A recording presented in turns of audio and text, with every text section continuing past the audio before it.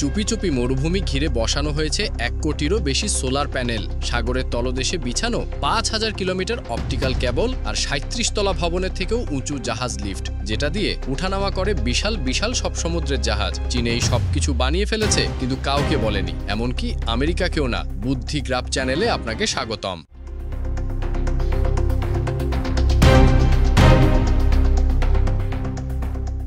এটা হচ্ছে চীনের তৈরি পৃথিবীর সবচেয়ে বড় সৌরবিদ্যুৎ প্রকল্প। এই প্রকল্পটি বানানো হয়েছে চীনের ইয়াংজিয়াং অঞ্চলের মরুভূমিতে। এই প্রকল্পের মোট আয়তন প্রায় 80,000 হেক্টর, যা বাংলায় বললে প্রায় 2 লক্ষ বিঘা জমির সমান। ভাবতে পাচ্ছেন, 2 লক্ষ বিঘা জমির মতো একটা ফাঁকা রুক্ষ মরুভূমিকে চীন রূপান্তর করেছে বিদ্যুৎ শক্তি উৎপাদনের বিশাল ফার্মে। এই ফার্মে বসানো হয়েছে প্রায় 56 লাখের বেশি সোলার প্যানেল, যেগুলো একসাথে 3.0 গিগাওয়াট বিদ্যুৎ উৎপাদন করতে পারে, যা আনুমানিক 600 কোটিরও বেশি ইউনিট। আর এত পরিমাণ বিদ্যুৎ দিয়ে 30 লাখেরও বেশি বাড়িতে বিদ্যুৎ পৌঁছে যায়। চীন এই প্রকল্পের জন্য ব্যয় করেছে $2.13 বিলিয়ন।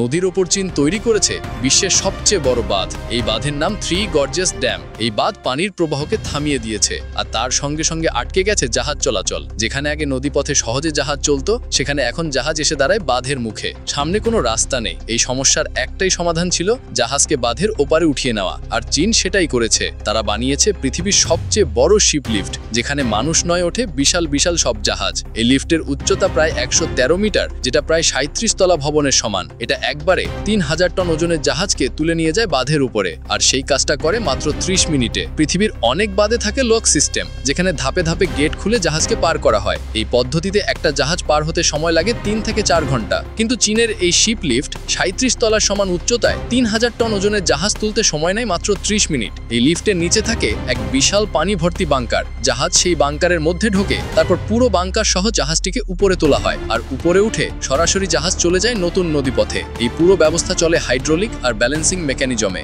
যার ফলে এত বিশাল জাহাজ তোলা যায় খুবই সহজে, কম সময় আর কম বিদ্যুৎ খরচে।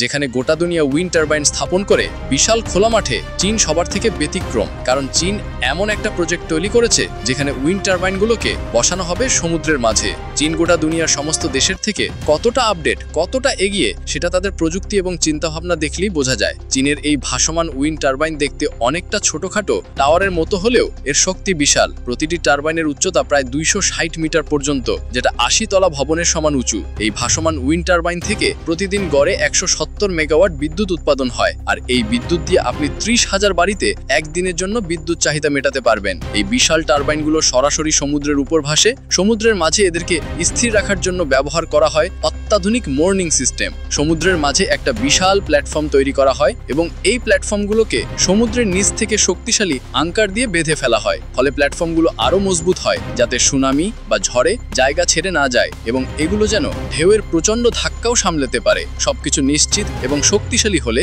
তবে এর উপরে বিশাল সব উইন্ড টারবাইন বসানো হয়। চীন সরকার ইতিমধ্যে বেশ কিছু ভাসমান উইন্ড টারবাইন সফলভাবে বসিয়েছে। তাদের পরিকল্পনা অনুযায়ী আগামী কয়েক বছরের মধ্যে 3000 মেগাওয়াট ক্ষমতা সম্পন্ন ভাসমান উইন্ড ফার্ম গড়ে তোলা হবে।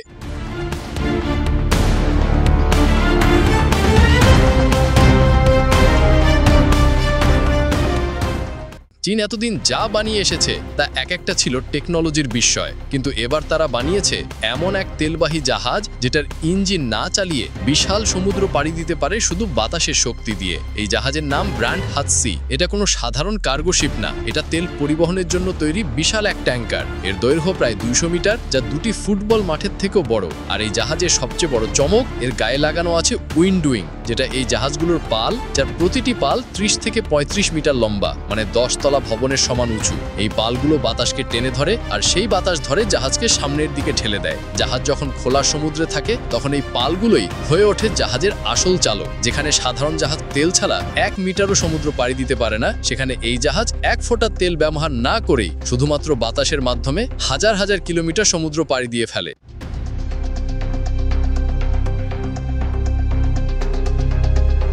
বিশ্বের অনেক উন্নত দেশ তথ্য আদান প্রদানের জন্য অনেক কিছু ব্যবহার করে, কখনো স্যাটেলাইট, কখনো গোপন নজরদারি সিস্টেম। তারা ঠিক করেছে আকাশে জিরো গ্র্যাভিটি স্যাটেলাইট নয়, তথ্য আদান প্রদানের একমাত্র হাতিয়ার করবে সমুদ্রের গভীরতাকে। চীন এখন সমুদ্রের একদম গভীরে 5000 কিলোমিটার লম্বা ফাইবার অপটিক্যাল কেবল বিছাচ্ছে। এই কেবলের মাধ্যমে চীন তাদের তথ্য শুধু গোপন রাখবে না, অন্য দেশের গোপন তথ্য খুব সহজে জেনে ফেলবে। এই কেবলের স্পিড এমন হবে যে প্রতি সেকেন্ডে প্রায় 480 টেরাবাইট ডাটা আদান প্রদান করা যাবে, মানে 1 সেকেন্ডে প্রায় 1000 সিনেমা ডাউনলোড করা যাবে। ভিডিওটি ভালো লাগলে লাইক করতে ভুলবেন না। ধন্যবাদ।